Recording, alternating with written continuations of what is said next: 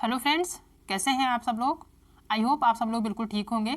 चलिए शुरू करते हैं आज की क्लास। आज की क्लास में डिस्कस करेंगे 25 जनवरी 2023 में जो हिंदी का पेपर आया था, हिंदी में किस टाइप के क्वेश्चन पूछे जाते हैं, किस टाइप का गद्यांश और पद्यांश पूछा जाता है, कौन कौन से ऐसे क्वेश्चन हैं जो व्याकरण में पूछे जाते हैं, यानी व्याकरण के कौन कौन से ऐसे क्वेश्चन जो पूछे जाते हैं, पेडागोजी किस टाइप की आती थी अभी तक, वो सारी चीज़ें डिस्कस करेंगे आज की क्लास में। ठीक है, तो देखते हैं आज का जो क्लास है उसमें जो हिंदी का पेपर है उसको देखते हैं। और हाँ, अगर आप चैनल पर नए हैं तो चैनल को सब्सक्राइब करना बिल्कुल भी मत भूलिएगा, क्योंकि आपकी जो क्लासेस आपके एग्जाम तक चलने वाली है। तो देखते हैं सबसे पहले कि जो गद्यांश पूछा जाता है हिंदी में वो किस टाइप का पूछा जाता है, उसको सॉल्व कैसे करेंगे। ठीक है, तो गद्यांश जो पूछा जाता है हिंदी में उसमें सबसे पहले आपका निर्देश दिया होता है, प्रश्न संख्या 91 से 99। ठीक है, 91 से 99 नीचे दिएगा। गद्यांश को पढ़कर पूछे गए प्रश्नों के सही और सबसे उपयुक्त उत्तर वाले विकल्प को चुनिए। हिंदी में आपको एक चीज़ हमेशा ध्यान रखनी है, यहाँ पे जो निर्देश दिया हुआ है कि प्रश्न संख्या 91 से 99। ठीक है, यानी 91 से 99 जो क्वेश्चन आपके पूछे जाएंगे वो आपके गद्यांश से पूछे जाएंगे। ठीक है, जो 91 से 99 क्वेश्चन है टोटल, वो आपके इसी गद्यांश से रिलेटेड रहेंगे, यानी कि उसके जो आंसर होंगे आपके इसी गद्यांश में रहेंगे। ठीक है, तो इस चीज़ को बहुत ध्यान रखना है। और यहाँ इतने जो 91 से 99 के क्वेश्चन उसमें अपना दिमाग नहीं लगाना, बल्कि आपको गद्यांश के अकॉर्डिंग यानी पैसेज के अकॉर्डिंग चलना है। ठीक है, तो इसको ध्यान रखिएगा। अब उसके बाद देख लेते हैं पैसेज में क्या दिया हुआ है कि यहाँ मैं भीलों से मिला जो अपना दुखड़ा सुनाने दूर दूर से बड़ी संख्या में आए थे। कभी कभी बहुत सारे लोग क्या करते हैं कि आपका जो पैसेज वो पढ़ते हैं, कई लोग नहीं पढ़ते, सीधा क्वेश्चन पढ़ते हैं। लेकिन मेरी एक सलाह है कि अगर आपका पैसेज बहुत बड़ा नहीं है, छोटा है, तो आप उसको एक सरसरी नज़र से देख लीजिए, ताकि आपको ये कन्फर्म हो जाए कि जो कौन सा पॉइंट कौन सी जगह पे है। ठीक है, तो आपको ये क्लियर हो जाएगा। तो ये ध्यान से पढ़ते चलेंगे एक बार, उसके बाद फिर क्वेश्चन पढ़ने के बाद उसका फिर आंसर निकालेंगे। ठीक है, यहाँ मैं भीलों से मिला जो अपना दुखड़ा सुनाने दूर दूर से बड़ी संख्या में आए थे। मुझे बताया गया कि मक्का वहाँ की मुख्य फसल है जो पूरी तरह नष्ट हो गई है। इसका परिणाम है कि अभी से वहाँ अन्नभाव की स्थिति हो गई, की ऐसी स्थिति हो गई है कि ये भील जो है पत्तों और पेड़ों की छालों को खाकर गुजर बसर कर रहे हैं, उनके बीच कार्य कर रहे हैं। एक व्यक्ति ने मुझे बताया कि अब वे अपने मवेशी मारने लगे हैं। इसका मतलब हुआ कि यदि अभी पेट भरने के लिए बड़े पैमाने पर ढोर डंगर नष्ट नहीं किए जाते या नष्ट किए जाते, ठीक है, तो भारवाही पशुओं की कमी हो जाएगी। ठीक है, यानी अभी पेट भरने के लिए बड़े पैमाने पर अगर ढोर डंगर नष्ट किए जाते हैं तो भारवाही पशुओं की कमी हो जाएगी, जिसका प्रभाव अगले मौसम की खेती पर भी पड़ेगा। मैं कुछ कार्यकर्ताओं से भी मिला जिन्होंने बताया कि पहाड़ी क्षेत्र की ठीक बाहर खुली जगह में जहां अच्छी रबी की जो फसल है वो उपज की उम्मीद थी, यानी ठीक है रबी उपज की उम्मीद थी, टिड्डियों ने आकर बहुत फसल बर्बाद कर दी और इसके ऊपर पाला पड़ा, जिससे और भी क्षति हो गई। कहने का मतलब यह जो पैसेज पढ़ने से मतलब आपका एक ये हो गया, एक आपको पता चल गया कि जो आपको पैसेज दिया हुआ है वो किस उद्देश्य के लिए दिया गया, क्या चीज़ दर्शा रहा है। ठीक है, तो यहाँ पे फसल की बात हो रही है, एक की जो फसल बोया गया है उसको तो वैसे तो जो है जानवर खा गए, उसके बाद जो है आपकी जो है टिड्डियाँ खा गई। ठीक है, तो ये सारी चीज़ें यहाँ पर डिस्कस हो गई कि यहाँ पे एक जो है मवेशी की बात हो रही है, फसल की बात हो रही है, फसल बर्बाद होने की बात हो रही है, तो इन सब चीज़ों की बात हो रही है। ठीक है, तो आप क्वेश्चन देखते हैं किस टाइप के क्वेश्चन पूछे जाते हैं। पहला क्वेश्चन दिया हुआ है इसमें कि गद्यांश के अनुसार भील अपने मवेशी क्यों मार रहे हैं। उसमें दिया हुआ कि जो वो अपने जो है मवेशी को मार रहे हैं, तो क्यों मार रहे हैं ये देखना है। ठीक है, मवेशियों की संख्या अधिक हो गई इसलिए, मवेशी नियंत्रण से बाहर हो गए थे, या फिर फसलें खराब होने के कारण अनाज की कमी हो गई थी। बिल्कुल सही, यहाँ पर फसल खराब होने की बात की गई है, तो हम बिना पढ़े भी इसको आंसर कर सकते हैं कि जो भील है वो अपने मवेशी इसलिए मार रहे हैं क्योंकि फसलें खराब हो गई हैं और अनाज की कमी हो गई, तो वो अपने जो है मवेशी को मार रहे हैं। तो यहाँ पे जो है थर्ड आंसर आपका यहाँ पे सही होगा। ठीक है, कि फसलें खराब होने के कारण अनाज की कमी हो गई थी। यानी कि भारवाही पशु का अर्थ है जो भारवाही पशु यानी कि भार वाहन करने वाले, ठीक है, जो भार को ढोते हों। तो ऐसे इसका जो है भारवाही पशु का अर्थ क्या होता है, भार ढोने वाले पशु, भारी पशु, दूध देने वाले पशु और जंगली पशु। तो जंगली पशु दूध देने वाले पशु नहीं हो सकते, भारी भी नहीं होगा, भारवाही का मतलब होता है कि भार ढोने वाले पशु। तो फर्स्ट ऑप्शन यहाँ पे इसका सही होगा। नेक्स्ट क्वेश्चन है, और ये जो क्वेश्चन है एक बार अगर आप पढ़ लेते हैं तो आपको जो है पैसेज पढ़ने के बाद ये आपको दोबारा बार बार पढ़ने की जरूरत नहीं होगी। ठीक है, तीसरा है कि पहाड़ी क्षेत्र के बाहर क्या घटना घटी। ठीक है, पहाड़ी क्षेत्र के बाहर क्या घटना घटी ये देखना है। फसल सूख गई, टिड्डियों ने फसल नष्ट कर दी, फसल लहलहा रही थी, या फिर टिड्डियों ने घरों पर हमला कर दिया। तो घर की तो बात हुई नहीं, फसल लहलहा नहीं रही है, आप सभी को पता, फर्स्ट नष्ट होने की बात हो गई, फसल सूखने की भी नहीं है। यहाँ पे दिया एक जगह आपने पढ़ा कि टिड्डियों ने फसल नष्ट कर दी, अगर हम देखें तो इसमें आपको देखने को मिलेगा यहाँ पे टिड्डियों की बात की गई है। ठीक है, ये देखो, जहाँ अच्छी उपज जहाँ अच्छी रबी उपज की उम्मीद थी, टिड्डियों ने आकर फसल बर्बाद कर दी। ठीक है, तो यहाँ पे फसल बर्बाद होने की बात हो रही है। तो इसका जो सही आंसर होगा वो आपका टिड्डियों ने फसल नष्ट कर दी। सेकंड ऑप्शन सही होगा। ठीक है,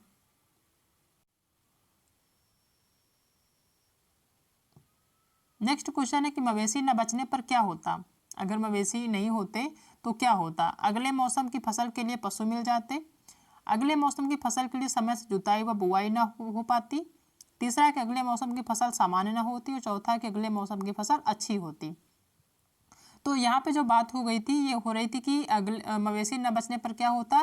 अगले मौसम की फसल के लिए समय से जुताई व बुआई ना हो पाती। अगर जो मवेशी है वो नहीं होते, सब उनको मार डालते, तो जो अगला फसल है जो अगली फसल वो बो रहे हैं उसमें वो समय से जुताई और बुआई नहीं कर पाते, क्योंकि जो है खेती की जो जुताई या बुआई होती है वो पशुओं के द्वारा ही की जाती थी उस टाइम पे। ठीक है, तो इसका सेकेंड ऑप्शन सही होगा।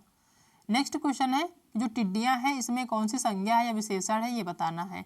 भाववाचक संज्ञा, गुणवाचक संज्ञा, जातिवाचक संज्ञा और या फिर व्यक्तिवाचक संज्ञा। तो जो टिड्डियां हैं इसमें जो संज्ञा है वो आपकी है जातिवाचक। ठीक है, थर्ड ऑप्शन यहाँ पे आपका सही होगा। जातिवाचक आपका संज्ञा है, क्योंकि टिड्डियां का मतलब एक प्रजाति होती है। ठीक है, एक जो तितलियों का या फिर एक कीड़ों का जो है प्रजाति का है। ठीक है, जाति का है, तो यहाँ पे जाति दर्शा रही टिड्डियां। ठीक है, टिड्डियां एक जाति है, तो जातिवाचक संज्ञा यहाँ पे हो जाएगा। नेक्स्ट क्वेश्चन देखते हैं कि ज्ञात का विलोम है। यहाँ पे एक चीज आपने देखा होगा कि जो ये गद्यांश पूछा गया हिंदी में, उसमें आपकी जो व्याकरण है वो बिल्कुल सिंपल दिए गए हैं। ठीक है, जैसे टिड्डियां का आपका पूछ लिया गया कौन सी संज्ञा है, तो उसमें जातिवाचक है। ज्ञात का जो विलोम सभी को पता है अज्ञात होता है, तो सेकेंड ऑप्शन यहाँ पे सही होगा। ठीक है, यहाँ पे एक और दिया है, ढोर डंगर से क्या तात्पर्य। ठीक, ढोर डंगर जो है ये आपके पैसेज में दिया हुआ, आपके गद्यांश में दिया हुआ, तो इसका क्या मतलब होता है। इसका मतलब होता है कि पक्षी, दूसरा जंगली पशु, तीसरा पशु पक्षी या फिर पशुधन। तो अगर आपने ध्यान से पढ़ा है पैसेज को या गद्यांश को, तो वहाँ पे पक्षी की बात नहीं गई हुई है, जंगली पशु की बात नहीं हुई है, पशु पक्षी की नहीं बात हुई, बल्कि पशुओं की बात हुई, यानी पशुधन की। यानी कि जो वहाँ पे मवेशी हैं उनको बेच रहे हैं, इसका मतलब उनके पास बहुत सारे पशु हैं। तो जहाँ पे बहुत सारे पशु होते हैं उनको पशुधन कहते हैं। ठीक है, तो फोर्थ ऑप्शन यहाँ पे आपका सही होगा।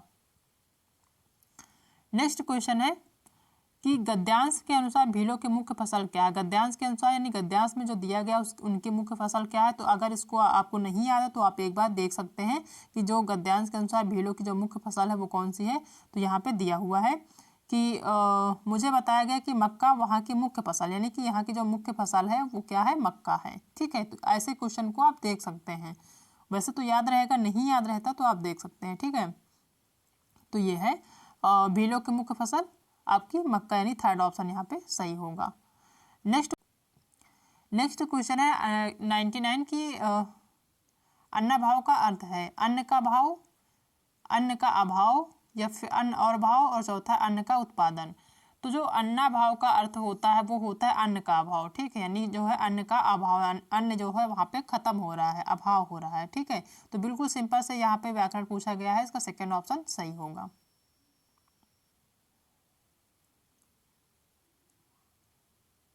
ठीक है, तो ये 99 क्वेश्चन हो गए जो कि आपको जो है गद्यांश के अकॉर्डिंग आपको सॉल्व करने थे। ठीक है, यानी कि 91 से 99 तक के आपको गद्यांश के अकॉर्डिंग सॉल्व करने थे, जहाँ जो कि आपका निर्देश में दिया हुआ निर्देश आप देख सकते हैं यहाँ पे।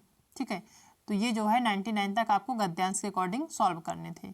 तो ये 99 क्वेश्चन हुए। ठीक है, आगे देखते हैं।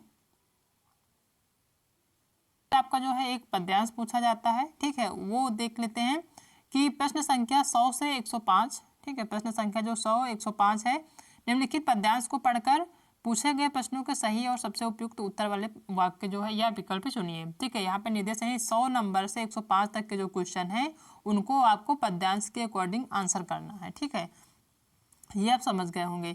तो आप पद्यांश देखते हैं क्या है इसमें। पद्यांश दिया कि असफलता एक चुनौती है, स्वीकार करो। क्या कमी रह गई देखो और सुधार करो। जब तक ना सफल हो नींद चैन को त्यागो तुम। संघर्ष का मैदान छोड़ मत भागो, यहाँ पे मत होगा। ठीक है, मत भागो तुम। कुछ किए बिना ही जय जयकार नहीं होती, कोशिश करने वालों की हार नहीं होती। ये जो पंक्ति दी हुई है या फिर ये जो कविता दी हुई है ये किसकी है आप बताइए। वैसे तो जहाँ तक मुझे पता है ये सोहनलाल द्विवेदी की रचना है, ठीक है, लेकिन बहुत सारे लोग हरिवंश राय बच्चन की रचना मानते हैं। आपने क्या पढ़ा है, आपको क्या पता है किसकी रचना है, ये आप कमेंट में जरूर बताइएगा, ठीक है। ये जो कविता है बहुत ही फेमस कविता है, ठीक है, और जो है बहुत ज़्यादा आपको मोटिवेट भी करती है, इससे आप बहुत कुछ सीख सकते हैं, ठीक है। तो ये जो कविता है इससे जो है संबंधित क्वेश्चन इसमें देखते हैं, ठीक है। ये जो पद्यांश दिया गया है इससे संबंधित किस टाइप के क्वेश्चन पूछे गए हैं उनको डिस्कस करते हैं। पहला 100 नंबर यानी 100 नंबर का जो क्वेश्चन वो कह रहा है कि जब व्यक्ति असफल हो जाए तो क्या नहीं करना चाहिए। यहाँ पे निगेटिव पूछ रहा है, क्या नहीं करना चाहिए। दूसरों की निंदा करना यानी दूसरों की निंदा नहीं करना चाहिए, या चैन से न बैठना, या फिर अपनी कमियों को जानना, या फिर निरंतर प्रयास करना। तो जब व्यक्ति असफल हो जाए, ठीक है, तो क्या नहीं करना चाहिए, वो करना चाहिए दूसरों की निंदा, ठीक है, क्योंकि व्यक्ति जो है वो खुद से असफल होता है, दूसरों की वजह से नहीं होता है। तो उसमें जो है अगर कोई भी व्यक्ति असफल हो जाता है तो उसमें उसको जो है दूसरों की निंदा नहीं करना चाहिए, बल्कि उसे खुद को देखना चाहिए कि कौन सी चीज़ें की कमी हो गई है, ठीक है, और जो कमी है उसने जो कमी करी है कि वो असफल हुआ है तो उसमें उसको सुधार करना चाहिए, ना कि दूसरों की निंदा करना चाहिए कि आपकी वजह से हम असफल हुए हैं, ठीक है। तो यहाँ पे फर्स्ट ऑप्शन सही होगा। नेक्स्ट क्वेश्चन है कि असफलता को अपनी हार नहीं मान लेनी चाहिए बल्कि पुनः प्रयास करना चाहिए, यह कथन है, ठीक है। यहाँ कविता के अकॉर्डिंग यानी जो पद्यांश दिया है उसी के अकॉर्डिंग है कि असफलता को अपनी हार नहीं मान लेनी चाहिए, बिल्कुल सही। जो असफलता है उसको अपनी हार नहीं मान लेनी चाहिए बल्कि पुनः यानी दोबारा से हमें प्रयास करना चाहिए। तो यह कथन क्या है, आप सभी को पता है, यह कथन आपका सत्य है, ठीक है। तो असत्य गलत होगा, अप्रामाणिक पूर्णतः सत्य यानी थर्ड ऑप्शन आपका यहाँ पे सही होगा, ठीक है। नेक्स्ट क्वेश्चन देख लेते हैं कि किन व्यक्तियों की पराजय नहीं होती। कौन से ऐसे व्यक्ति हैं जिनकी पराजय नहीं होती। जो संघर्ष करते हैं, जो जयकार करते हैं, जो दूसरों की कमियों को देखते हैं, जो रात भर सोते नहीं हैं। तो ये तीन ऑप्शन तो आपका वैसे भी गलत है, तो पहला ऑप्शन यहाँ सही होगा, जो संघर्ष करते हैं उनकी पराजय नहीं होती, कभी न कभी उनको सफलता जरूर मिलती है, ठीक है। तो फर्स्ट ऑप्शन यहाँ पे सही होगा। नेक्स्ट क्वेश्चन है 103 नंबर कि कविता में पराजय को विजय में परिवर्तित करने का क्या सूत्र बताया गया है, ठीक है। आपने कविता पूरी पढ़ी है तो उसमें पराजय को विजय में परिवर्तित यानी विजय में चेंज करने के लिए, विजय पाने के लिए कौन सा सूत्र बताया गया है वो बताना है। जब तक सफल ना हो जाए तब तक अन्न त्याग दो। तो ऐसा तो नहीं कहा गया कविता में कि जब तक सफल ना हो आप खाना ही ना खाओ या भोजन ही ना करो, तो ये तो गलत होगा। दूसरा कि जब तक सफल ना हो समस्त कार्य त्याग दो, बिल्कुल नहीं, ये भी गलत है। तीसरा कि जब तक सफल ना हो जाए तब तक चैन से ना बैठना, ठीक है, यानी जब तक आप सफल ना हो जाए तब तक हमें चैन से नहीं बैठना है। आपको जो है लगातार आपको मेहनत करनी है, लगातार आपको जो है उसके लिए जो है मेहनत करनी है जब तक आप जो है विजय ना पा जाए, जब तक आप सफल ना हो जाए। तो थर्ड ऑप्शन यहाँ पे सही होगा। और प्रत्यय दोनों हैं। कौन सा ऐसा शब्द है जिसमें उपसर्ग और प्रत्यय दोनों हैं। पहला है सफलता, दूसरा स्वीकार, तीसरा असफल और चौथा असफलता। तो जो उपसर्ग और प्रत्यय यानी कि जो शब्द हो उसमें पहले उपसर्ग हो आपका लिखा हो, कोई भी उपसर्ग हो और बाद में उसका प्रत्यय भी लगा हो, ये चीज़ आपको देखना है। तो सफलता में तो आपका उपसर्ग और प्रत्यय नहीं है, स्वीकार में भी नहीं है, असफल में भी नहीं है। असफल में आपका उपसर्ग तो लगा है लेकिन प्रत्यय नहीं लगा है, ठीक है। असफलता फोर्थ ऑप्शन आपका सही है। असफलता में आ जो है आपका उपसर्ग है और जो है ता जो है आपका लगा है वो प्रत्यय लगा है, तो फोर्थ ऑप्शन यहाँ पे सही होगा। नेक्स्ट क्वेश्चन है कि सफल शब्द है, जो सफल शब्द है वो क्या है ये बताना है, ठीक है। पहला है परिमाणवाचक विशेषण, दूसरा है गुणवाचक विशेषण, तीसरा है सार्वनामिक विशेषण और चौथा है संख्यावाचक विशेषण, ठीक है। तो जो सफल शब्द है ये जो है वो है आपका विशेषण, कौन सा विशेषण है वो है गुणवाचक विशेषण। सेकेंड ऑप्शन यहाँ पे सही होगा, ठीक है। अब आपको यहाँ ये जो क्वेश्चन हो गए 105 तक, क्योंकि यहाँ निर्देश दिया गया था, ठीक है। निर्देश क्या दिया गया था इसमें कि 100 से 105 तक, ठीक है, यहाँ पे दिया है 100 से 105 तक। तो 105 तक क्वेश्चन आपने जो है पद्यांश के अकॉर्डिंग सॉल्व कर लिया है यहाँ तक, ठीक है। तो ये पद्यांश के अकॉर्डिंग था। अब आपको क्या करना है, अब जो क्वेश्चन पूछे जाएंगे उनको उसमें अपना दिमाग लगाना है, क्योंकि अब जो है 15 नंबर की आपकी पेडागोजी पूछी जाएगी, ठीक है। तो ये देखते हैं। निर्देश दिया कि प्रश्न संख्या 106 से 120 तक नीचे दिए गए प्रश्नों के सही सबसे उपयुक्त उत्तर वाले विकल्प को चुनना है। ठीक है, पहला क्वेश्चन है यानी 106 नंबर का जो क्वेश्चन है वो देखते हैं कि निम्नलिखित में से भाषा के बारे में कौन सा सही है। बताना कि कौन, ये 4 ऑप्शन है, इसमें से भाषा के बारे में कौन सा ऑप्शन सही है। पहला कि भाषा व्यवस्थाओं की व्यवस्था है। दूसरा, भाषा एक वैज्ञानिक व्यवस्था है। तीसरा, भाषा के लिए व्याकरण अनिवार्य है। और चौथा, प्रत्येक भाषा की एक लिपि होती है। तो इसमें जो सही है वो है भाषा व्यवस्थाओं की व्यवस्था। पहला ऑप्शन ही आपका यहाँ पे सही होगा। ठीक है, वैज्ञानिक व्यवस्था नहीं है, व्याकरण इसके लिए अनिवार्य नहीं है, भाषा की एक लिपि होती है, ये भी गलत है। तो तीन ऑप्शन आपके गलत है, फर्स्ट ऑप्शन यहाँ पे आपका सही है। नेक्स्ट क्वेश्चन है कि एक बालिका अक्षरों और ध्वनियों को इस प्रकार से उच्चारित करती है जिससे आभास होता है कि वह पढ़ने का प्रयास कर रही है। इसे किस रूप में जाना जाएगा। एक बालिका अक्षरों और ध्वनियों को इस प्रकार से उच्चारित करती है जिससे आभास होता है कि वह पढ़ने का प्रयास कर रही है।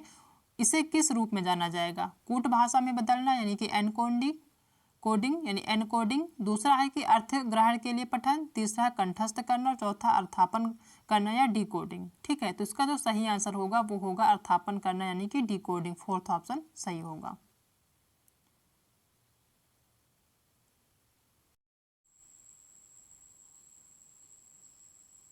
नेक्स्ट क्वेश्चन है कि कक्षा में द्वितीय भाषा का अध्यापन करते हुए एक अध्यापिका विद्यार्थी को अंतःक्रिया करने एवं एक दूसरे को समझाने की दृष्टि से अपनी घर की भाषाओं के प्रयोग की स्वतंत्रता देती है। ठीक है, यहाँ पर अध्यापिका किस युक्ति का प्रयोग कर रही है, यानी कि जो अध्यापिका है वो क्लास में द्वितीय भाषा जो उसकी क्षेत्रीय भाषा वो तो जो है जानता ही बच्चा, लेकिन जो दूसरी भाषा उसको अध्यापन यानी पढ़ा रही है। ठीक है, और एक दूसरे को समझाने की दृष्टि से अपने घर की जो भाषा उसकी स्वतंत्रता देती है। यानी कि अगर एक जो अध्यापिका है बच्चों को पढ़ा रही है कोई भी सब्जेक्ट, और वो ये कहती है कि आप अपने घर की भाषा में आप उन बच्चों को समझाइए, दूसरे जो बच्चे हैं उनको आप समझाइए। तो यहाँ पर जो अध्यापिका है वो किस युक्ति का प्रयोग कर रही है, जहाँ पर जो है उसकी जो मातृभाषा है जो घर की भाषा उसको जो स्वतंत्रता देती है कि आप अपने घर की भाषा में समझाइए। तो ये जो है किस युक्ति का प्रयोग कर रहे हैं ये बताना है। पहला है द्विभाषावाद। दूसरा भाषा अंतरण या ट्रांस लैंग्वेजिंग। तीसरा है बहुभाषावाद। और चौथा समूहकार।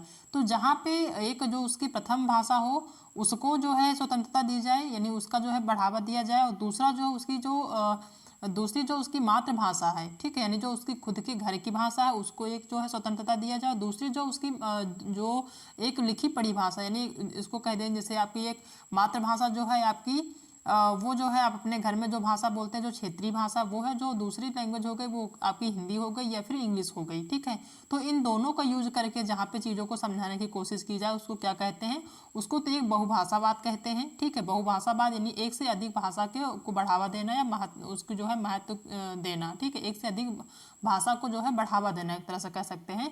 तो बहुभाषावाद हो गया। दूसरा भाषा अंतरण। भाषा अंतरण का भी मतलब होता है एक से अधिक भाषा को जानना। ठीक है, तो ये आपका यहाँ पे दोनों ऑप्शन सही होगा। एक जो एग्जाम में अगर आपने सेकंड ऑप्शन सही किया तो ये भी आपका सही होगा, और थर्ड यानी बहुभाषावाद भी किया तो ये भी आपका सही, दोनों का मतलब आपका एक होता है। ठीक है, तो ये यहाँ पे आपका दोनों ऑप्शन सही है।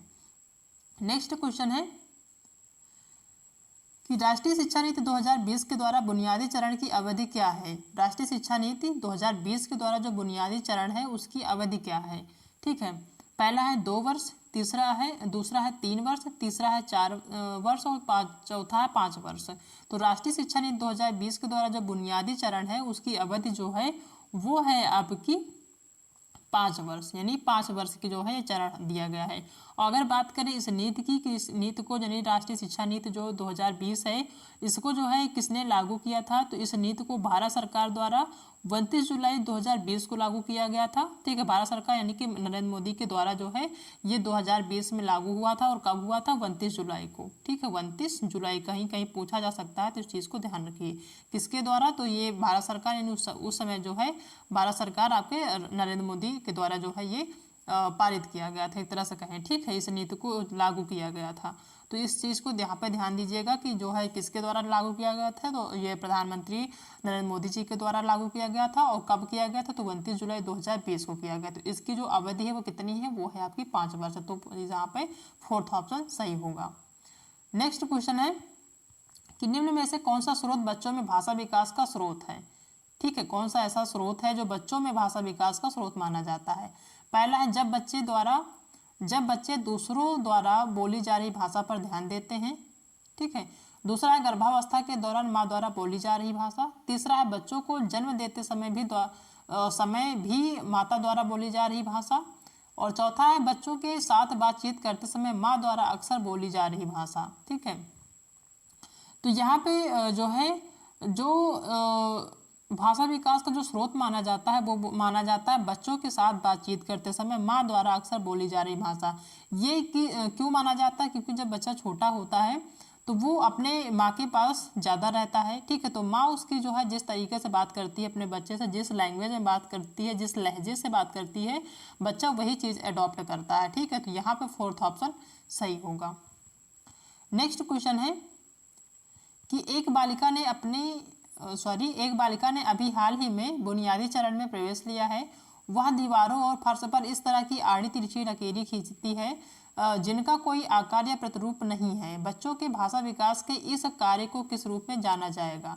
एक बालिका है, ठीक है, उसने हाल ही में बुनियादी चरण में प्रवेश किया है, यानी कि प्रारंभिक चरण में, एक तरीके बुनियादी मतलब प्रारंभिक चरण में प्रवेश लिया है।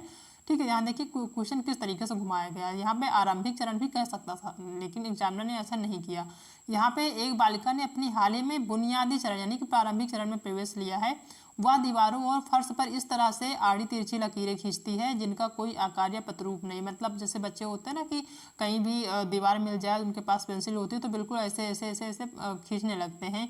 ठीक है, तो इस टाइप की जो है वो लकीरें खींचता है या खींचती है जिनका कोई आकार या प्रतिरूप नहीं है। बच्चों के भाषा विकास के इस कार्य को किस रूप में जाना जाएगा?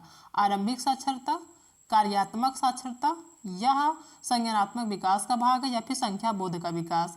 तो जहाँ यहाँ पे बात हो रही है बुनियादी चरण की यानी कि आरंभिक साक्षरता की, जहाँ पे बच्चा जो है कुछ चीज़ें ऐसे खींचता है जिसका कोई आकार या प्रतिरूप ही नहीं है। बच्चा कुछ समझ नहीं रहा, कुछ पढ़ नहीं रहा, उसको कुछ पता नहीं है, जो भी वो खींच रहा है उसको उसके बारे में कुछ पता ही नहीं है, तो वह उसकी आरंभिक साक्षरता के रूप में जाना जाएगा। ठीक है, पहला ऑप्शन यहाँ पे सही होगा। नेक्स्ट क्वेश्चन देखते हैं कि निम्नलिखित में से कौन सा कथन भाषा अधिगम के बारे में सही नहीं है? निगेटिव बताना कि सही नहीं है यहाँ पे। ठीक है, पहला देखते हैं कि बच्चे साथ साथ कई भाषाएं सीख सकते हैं। बच्चे साथ साथ कई भाषाएं नहीं, एक साथ वो कई भाषाएं सीख सकते हैं। बिल्कुल सही है कि जो बच्चे होते हैं वो एक साथ कई भाषा, अगर उनको सही माहौल दिया जाए तो वो एक साथ कई भाषाएं सीख सकते हैं। जैसे आपको उनकी जो क्षेत्रीय भाषा वो तो होती ही है, साथ में जो हिंदी की खड़ी भाषा होती है वो भी सीख जाते हैं, इंग्लिश भी सीखते हैं। बाकी अदर अगर उनके क्लास का जो माहौल है वो कई सारे लैंग्वेज के बच्चे हैं, कई जगह के बच्चे हैं, वो बोलते हैं तो वो लैंग्वेज भी धीरे धीरे करके वो सीख जाते हैं। ठीक है, तो पहला ऑप्शन आपका यहाँ सही है। दूसरा कि प्रथम भाषा द्वितीय भाषा के अधिगम में व्यवधान डालती, बिल्कुल गलत है कि व्यवधान नहीं डालती। जो प्रथम भाषा होती है दूसरी भाषा सीखने में वो व्यवधान नहीं डालती, बल्कि कुछ जो है सहयोग करती है। ठीक है, तो ये आपका गलत है। तीसरा है कि भाषा अर्थपूर्ण संदर्भों में सीखी जाती है, बिल्कुल सही कि जो भाषा है वो अर्थपूर्ण संदर्भों में सीखी जाती है। ठीक है, तो आपका यहाँ पे सी नंबर सही होगा। और डी नंबर की भाषा नियमों पर निपुणता प्राप्त करने के बाद सीखी जाती है, बिल्कुल नहीं। भाषा को सीखने के लिए कोई नियमों में जो है निपुणता की जरूरत नहीं होती, कोई नियम सीखने की जरूरत नहीं होती। तो ये ऑप्शन आपका गलत है। सही ऑप्शन जो है आपका वो ए नंबर है और आपका सी नंबर है। ठीक है, ए नंबर और सी नंबर आपका यहाँ पे सही है। ठीक है, और गलत की बात करें कि कौन कौन सा गलत है, क्योंकि यहाँ पे निगेटिव पूछ रहा है, सही नहीं है। तो निगेटिव आपका बी नंबर और डी नंबर आपका गलत है, बी नंबर और डी नंबर। ठीक है, तो बी और डी सही नहीं है, दूसरा ऑप्शन यहाँ पे सही होगा। नेक्स्ट क्वेश्चन देखते हैं कि कक्षा 5 की विद्यार्थी नेक्स्ट क्वेश्चन है कि कक्षा 5 का विद्यार्थी अरुण पेड़ों के बारे में एक अनुच्छेद सुनता है और वह ध्वनि, शब्दों और उसके बाद समग्र विचार बिंदुओं पर ध्यान केंद्रित करता है। श्रवण के इस उपागम को क्या कहा जाएगा? ठीक है, यानी कि जो एक विद्यार्थी है अरुण, वो पेड़ों के बारे में एक अनुच्छेद सुनता है। ठीक है, कोई सुना रहा तो वो सुनता है और वह ध्वनि, शब्दों और उसके बाद समग्र विचार बिंदुओं पर ध्यान केंद्रित करता है। जो ध्वनियाँ निकलती हैं, जो शब्द वो सुन रहा है, उन सभी और विचारों के बारे में, उन सभी बिंदुओं के बारे में बहुत ध्यान से सुनता है और विचार करता है। ठीक है, श्रवण के इस उपागम को क्या कहा जाएगा? जो श्रवण के इस या जो उपागम है उसको क्या कहा जाएगा? टॉप डाउन मॉडल, मिश्रित मॉडल, गुणात्मक उपागम या फिर बॉटम अप उपागम। ठीक है, तो ये जो कहा जाएगा वो कहा जाएगा बॉटम अप उपागम। आपका फोर्थ ऑप्शन सही होगा। नेक्स्ट क्वेश्चन है कि एक अध्यापिका कक्षा 5 के विद्यार्थियों को तरह तरह के जिह्वा मुंडकीन एक अध्यापिका कक्षा 5 के विद्यार्थियों को तरह तरह के जिह्वा मुंडकन गीत यानी कि टंग ट्विस्टर करवाती है। वह शिक्षार्थियों को क्या सिखाना चाहती है?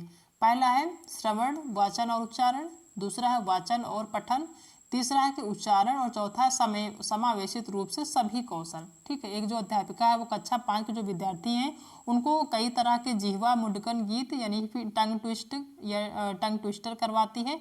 तो यह शिक्षार्थी वो क्या सिखाना चाहती है बच्चों को, ये बताना है यहाँ पे।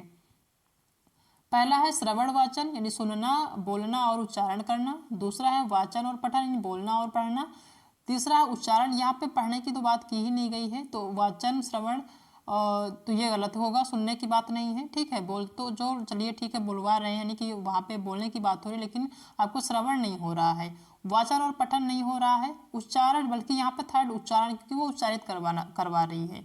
ठीक है, तो जो सिखाना चाह रही है वो है उच्चारण कर, किसी भी शब्द को उच्चारण करना या फिर उच्चारित करवाना। तो थर्ड ऑप्शन यहाँ पे आपका सही होगा।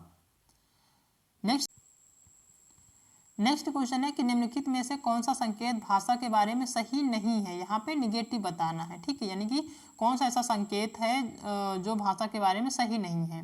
पहला कि संकेत भाषा की व्याकरण होती है, बिल्कुल सही है, ये ऑप्शन आपका सही है। दूसरा कि संकेत भाषा प्राकृतिक भाषा है, ये बिल्कुल सही है। तीसरा कि संकेत भाषा की व्याकरण नहीं होती, ये निगेटिव है आपका। ठीक है, जो संकेत है वो भाषा की व्याकरण होती है, तो ये आपका निगेटिव है। फोर्थ, संकेत भाषा के विभिन्न प्रकार होते हैं, तो ये भी आपका सही है। तो यहाँ पे थर्ड ऑप्शन आपका सही होगा क्योंकि ये निगेटिव है, निगेटिव का जो है निगेटिव ही सही होगा। ठीक है, तो थर्ड ऑप्शन यहाँ पे सही है। नेक्स्ट क्वेश्चन देखते हैं कि एक अध्यापिका अपनी कक्षा में 2-2 के जोड़ों में काम करवा रही है। 8 वाक्यों के एक अनुच्छेद से एक वाक्य एक विद्यार्थी, दूसरा वाक्य दूसरा विद्यार्थी, इस तरह से बारी बारी से पढ़वाती है। विद्यार्थियों को अपने जोड़ीदार से सुने गए वाक्य लिखने हैं। वे अनुच्छेद पूरा लिखकर एक दूसरे को दिखाते हैं कि उन्होंने सही लिखा है या नहीं।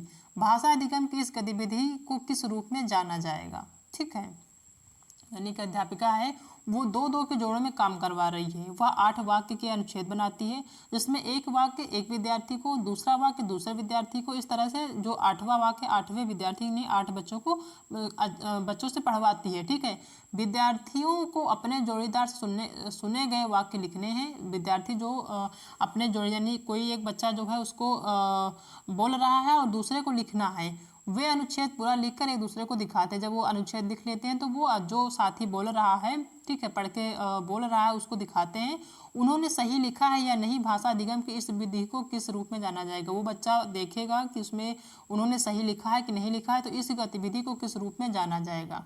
ठीक है, ये बताना है।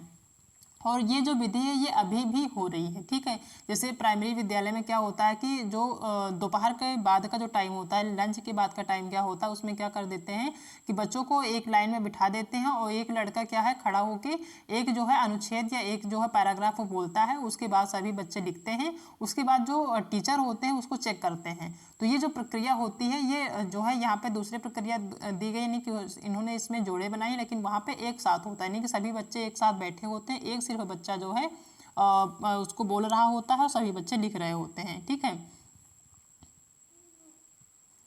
इस टाइप का जो है। तो इस गतिविधि को किस रूप में जाना जाएगा?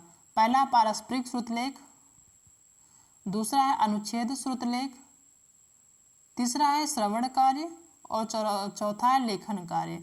तो ये है पारस्परिक श्रुतलेख, यानी कि जो है परस्पर सुनकर लिखते हैं। ठीक है, कोई भी चीज़ बोली जाती है उसको सुनते हैं बच्चे, उसके बाद लिखते हैं। तो ये फर्स्ट ऑप्शन यहाँ पे आपका सही होगा।